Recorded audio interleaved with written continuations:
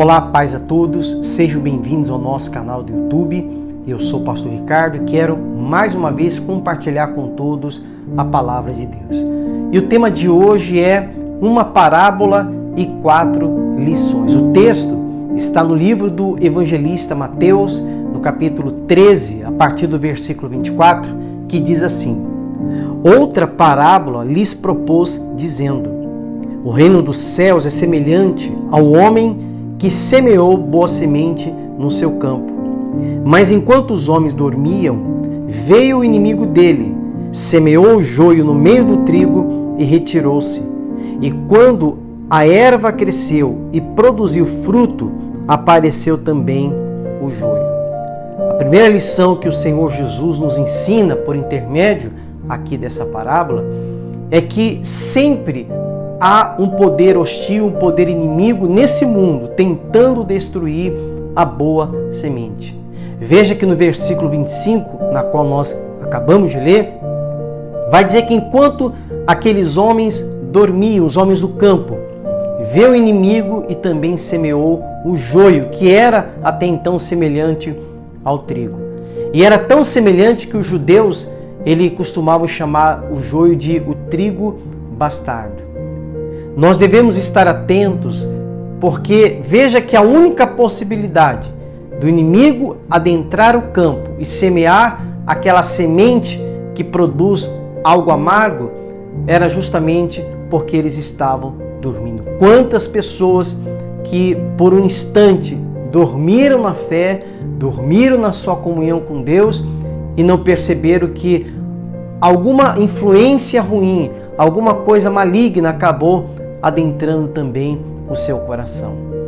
A segunda lição que nós aprendemos nessa parábola é que quão difícil é nós separarmos ou nós discernirmos quem está no reino ou não. Veja que no versículo 26, os homens só foram perceber que o joio estava crescendo com o trigo depois de algum tempo. De imediato, as sementes eram muito semelhantes. Mas com o tempo eles começaram a perceber que aquela semente não era a mesma semente do trigo que o homem bom ele lançou naquele campo. Muitas vezes nós também caímos nessa armadilha do julgamento precipitado. Quantas vezes na nossa vida que nós talvez imaginávamos que uma pessoa era boa, mas com o decorrer do tempo descobrimos que não havia bondade no coração da mesma. Por sua vez também, quantas vezes nós fomos surpreendidos quando nós imaginávamos que uma pessoa era ruim e no fundo era uma pessoa boa. A terceira lição que nós aprendemos aqui nessa parábola é que nós não podemos e não devemos ser apressados no nosso julgamento. Porque muitas vezes nós julgamos uma pessoa por um ato, por um instante. E nós sabemos que o julgamento de Deus não será por um ato ou o julgamento por uma hora, mas a vida toda. Muitas vezes nós também caímos nessa armadilha, cometemos o erro de julgar as pessoas talvez pela aparência ou talvez influenciados por outras pessoas. E essa parábola nos ensina acerca disso. Veja que aqueles homens, eles queriam a todo custo arrancar aquele joio, mas o Senhor do campo, ele replicou, ele advertiu que eles não fizessem, mas que eles aguardassem até ali a ceifa. E no versículo 36, obviamente, o próprio Cristo vai trazer toda a explicação e o significado de cada personagem, de cada objeto aqui dessa parábola. E a ceifa, o próprio Cristo vai dizer que é a consumação dos séculos, para que eles não cometessem o erro de arrancar o joio juntamente com o trigo. E a quarta e última lição, e uma lição muito preciosa que Cristo nos dá através dessa parábola, é que somente Deus é que pode julgar todas as pessoas.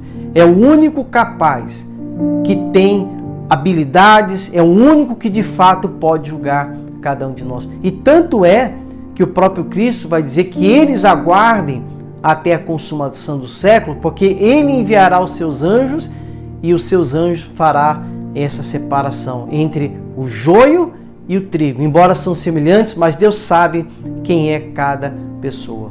Portanto, nós devemos constantemente nos autopoliciar, nos autovigiar quanto àquilo que nós julgamos. Porque muitas vezes, eu não sei se os amados perceberam, nessa mensagem, é que nós também cometemos o erro de confundir o trigo com o joio. E às vezes a gente acaba julgando uma pessoa de forma incorreta. Portanto, se você está diante dessa situação, coloque nas mãos de Deus. Permita que Deus seja o juiz da sua vida, porque com certeza o julgamento de Deus, ele é reto. Bom, eu espero que Deus em algum momento nessa mensagem, ele tenha falado do seu coração e peço que você também, além de curtir, que você possa compartilhar para que outras pessoas também possam ouvir a palavra de Deus. Amados, fiquem todos na paz e até a nossa próxima mensagem, se assim Deus ele permitir.